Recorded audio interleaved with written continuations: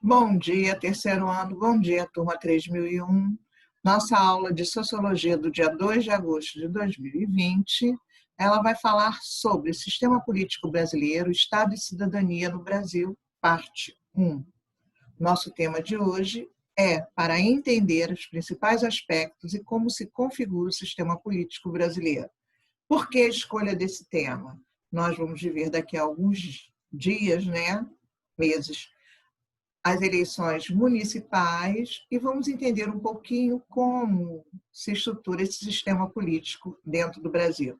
Vamos viajar na história e conhecer o Estado brasileiro lá no início da República, quando, através da fala da Maria Isaura Pereira de Queiroz, nós temos a definição do coronelismo. Então, o coronelismo seria uma forma de adaptação entre o poder privado e um regime político de extensa base representativa. O coronel, integrante de uma elite controladora do poder econômico, político e social no país, é integrante, portanto, de uma oligarquia. O sistema político brasileiro foi, durante muito tempo, estruturado a partir do coronelismo. Desde a colonização, a ação do coronel, principal personagem político brasileiro, foi fundamental para a estruturação da sociedade e teve papel central na construção do imaginário político brasileiro. Até hoje, as práticas políticas do coronelismo sobrevivem graças à ação de seus herdeiros políticos, os tecnocratas e os populistas. Aí já temos uma definição de João Galberto. Então vamos lá. A formação do Estado brasileiro. Primeiro, a sociedade brasileira foi fortemente marcada pelo comportamento do colonizador. Eu trago para vocês 3 pontos. Primeiro, a capacidade dos portugueses de relacionarem-se com outros povos e culturas. Segundo, a religiosidade adocicada, o cristianismo místico e liturgia social. Terceiro, a relação com o trabalho, o aventureiro. 2, nessa linha, a lógica da colonização. Ela foi feita em cima da exploração econômica a favor da metrópole, da interiorização do papel do Estado português e da estrutura agrária baseada em grandes latifúndios, monocultura de exportação, regime escravocrata e o Estado português, um reino guerreiro, patrimonialista, centrado no rei e sua corte, baseado na dependência, na lógica do favor e na liturgia social. Terceiro, o início de uma vida social em terras brasileiras, estruturada e dinâmica social oligárquica. Como é que isso se construiu?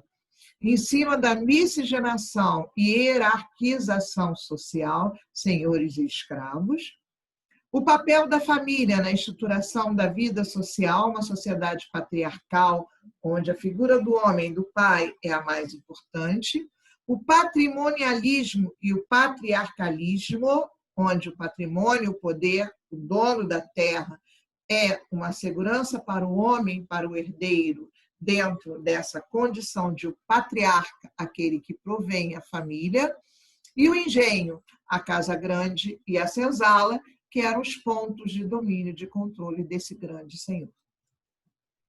Formação do Estado brasileiro, agora no item 4, que a gente vai falar sobre estrutura socioeconômica e dinâmica política. Como é que isso ocorre? A sociedade brasileira foi formada por um corte profundo entre elite e povo, quem manda e quem deve obediência, nas relações hierárquicas e cultura política distante dos princípios da democracia ou mesmo de qualquer noção de direito, o potentado rural, quer dizer, o poder na área rural do campo, do senhor do campo sobre todas as outras regiões, a ausência de limites entre público e privado, a dependência econômica e afastamento do centro do poder, o sincretismo e a mestiçagem, o sincretismo pela imposição da religião e a maneira como os negros conseguiram driblar essa imposição, e a mestiçagem, que foi a mistura das várias etnias. Afetividade e relações patriarcais, porque a afetividade vinha em cima da configuração do padrinho, aquele que apadrinhava e concedia boas relações com seu afilhado. Bom, modelo de intermediação de interesses, o mandoísmo na estrutura política brasileira. Ele vem através das formas de mandoísmo político no Brasil, que são o coronelismo, o clientelismo e o populismo. O que cada um deles apresenta para a gente? Primeiro, o coronelismo, ele é a estrutura coronelística como estrutura sociopolítica. Ele provém de uma subordinação, de uma relação patrão-cliente. Ela é reciprocidade de trocas, ou seja, nela, desculpe, a reciprocidade de trocas, onde os favores, serviços, produção, lealdades políticas estão interligadas, e a interdependência de quem manda para quem obedece. Segundo, a importância da política local, da defesa dos interesses particulares e da vida miúda municipal para a compreensão adequada da sociedade brasileira. Terceiro, o voto como bem de troca. Então, eu troco meu voto por alguma coisa. Violências e barganha, simultaneidade. Por quê? Porque a violência, ela ocorre quando você desobedece, e a barganha, ela é feita para que hajam acordos vantajosos. A influência da estrutura socioeconômica local, o coronel como personagem político ímpar e central no imaginário nacional, ele é a matriz das práticas políticas brasileiras. Continuando aí, o coronelismo, ele é a fase da ascensão econômica e política, a razão de fortuna pelo casamento e qualidades pessoais, pelo carisma. O coronelismo como teia de grupos de parentela, a centralidade da relação, o fundamento da estrutura coronelística ou sem objetivo, a posse de bens de fortuna. A decadência do coronelismo no Brasil, ele ocorre a partir da urbanização, do crescimento demográfico e da industrialização, diferenciação esta das comunidades e da administração estatal em termos de serviços, da diferenciação de funções. O coronelismo tem desaparecido de modo não progressivo, não linear e de forma bastante irregular. Ele persiste ainda hoje, especialmente no interior. Vamos agora para as gramáticas políticas do Brasil. Nessas gramáticas políticas, chegamos agora ao clientelismo. O clientelismo, ele é a tradição secular brasileira, originária da estrutura social, econômica e política que se configurou no país desde os tempos da colônia. Seus outros nomes podem ser patrimonialismo, coronelismo e fisiologismo. Relação patrão-cliente é a relação de mando e obediência, com interdependência entre os atores sociais, a política de favores. Ele é o conjunto de redes personalizadas, envolvendo uma pirâmide de redes sociais que cortam a sociedade de alto a baixo, farto uso privado dos recursos do Estado e um sistema de corretagem política e decorrentes privilégios. Será que a gente não vê isso no dia a dia? Instrumentos de legitimação política e dominação, a ênfase na política local e no pragmatismo político visando o sucesso eleitoral. São aqueles políticos de município.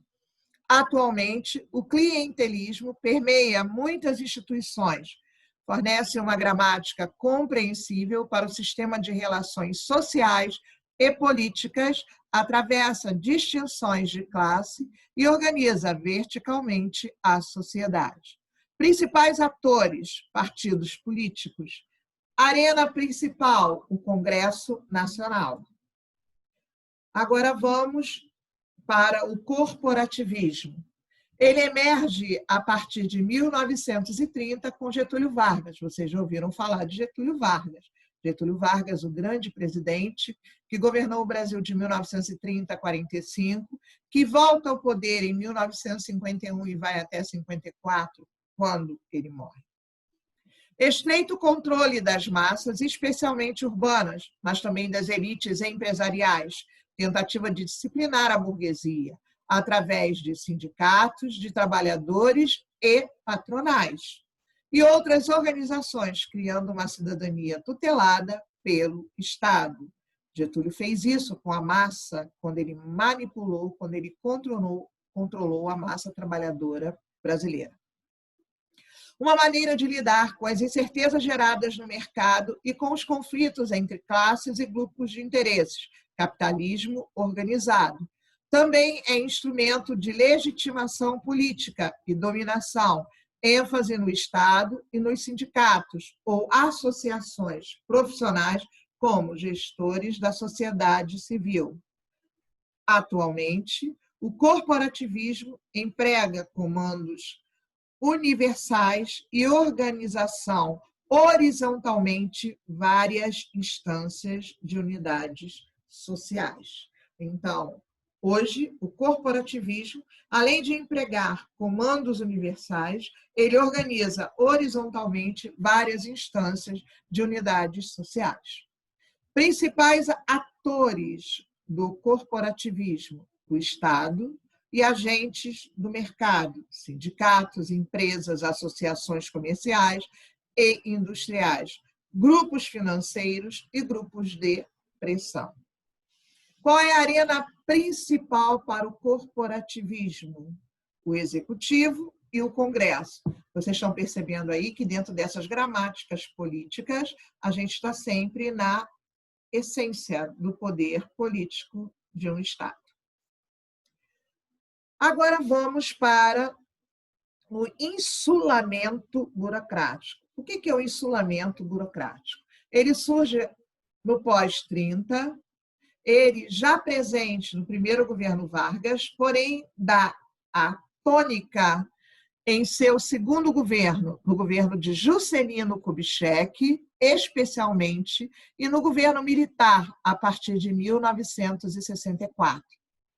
E também, embora com menor força, no governo de Fernando Henrique Cardoso. Ele é um insulamento burocrático constituído por núcleos técnicos do Estado controlados por especialistas e onde a informação é determinante, a técnico-burocracia, as agências e comissões estatais. Forma pela qual as elites modernizantes, técnico-burocráticas e empresariais promovem o desenvolvimento e o controle do Estado, ênfase no Estado como gestor da sociedade civil e resposta ao clientelismo político. O insulamento burocrático é uma forma de evitar o controle democrático e o escrutínio público sobre as atividades do Estado, uma forma de perseguir a eficiência econômica, o desenvolvimento e a privatização seletiva das benesses que provém do controle de parcelas substanciais do aparelho produtivo do Estado, sempre utilizado quando se trata de área estratégica. Principais atores: as agências governamentais, aliadas às elites industriais, E a arena principal é o executivo. Então, a gente tem aí quem? Deputados e senadores. O universalismo de procedimentos também surge após a década de 30, também já presente no governo Vargas, também com uma tônica no seu segundo governo de 51 a 54, no governo de Juscelino Kubitschek e no governo militar a partir de 64, com maior ênfase no governo de Fernando Henrique Cardoso, que é um economista. Ela é constituída por regras e padrões de procedimento organizacional, imprimindo uma nova dinâmica às funções do Estado, universalismo de procedimentos, normas de impersonalismo, transparência pública, direitos iguais perante a lei e check and balance, ou seja, avaliação e controle externo. A afirmação lenta, porém progressiva, por parte das elites políticas e empresariais brasileiras, de um Estado burocrático, racional, legal e, eventualmente, democrático.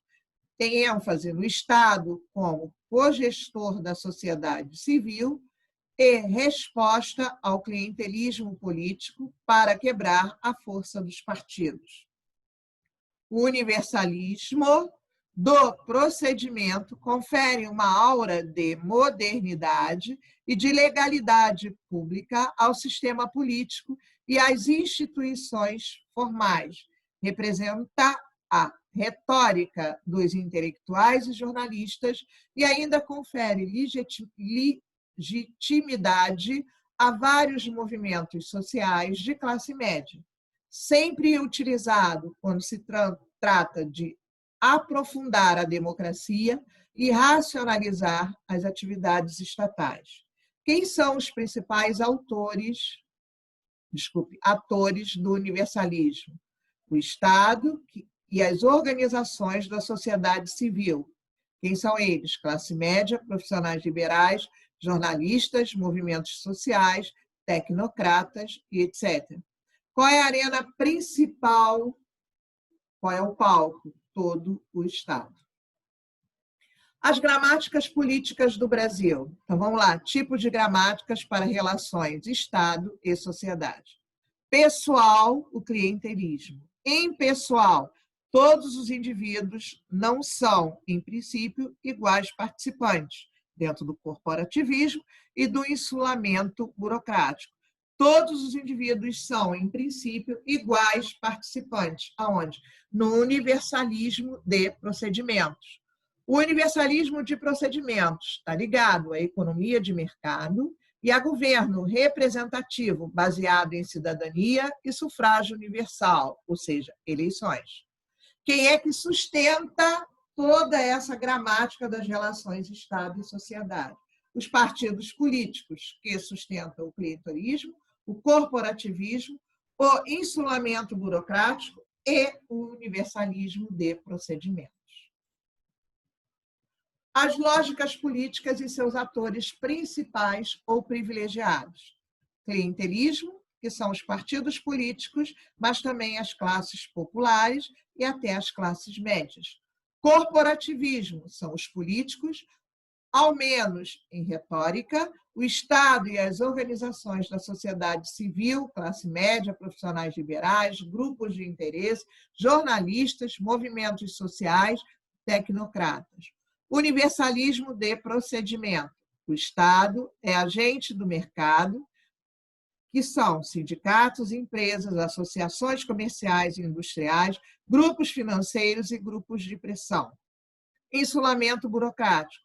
São as agências governamentais, que é a tecnocracia, aliada às elites industriais e militares.